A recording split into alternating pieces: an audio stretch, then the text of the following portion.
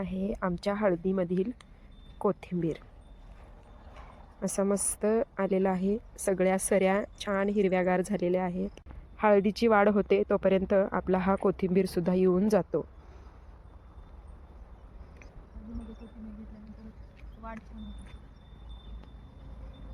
आणखी एक फायदा आहे हळदीमध्ये कोथिंबीर घेण्याचा. सांग काय फायदा आहे?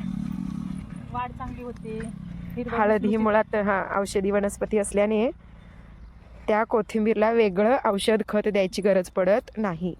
ती हळदीच्या वासाने अगदी जोमाने छान वाढते, कारण त्याला हळदीतील पोषक घटक मिळतात. अशी ही आमची शेती. इकडे अजून कोथिंबीर बारीक आहे, ते यायचं आहे.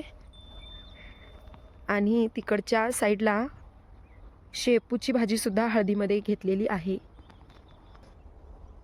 इकडे हळदीमध्ये शेपूची भाजी सुद्धा आहे. म्हणजे इकडच्या भागात कोथिंबीर आणि इकडे शेपू, अशा दोन्ही भाज्या एका वेळी येतात.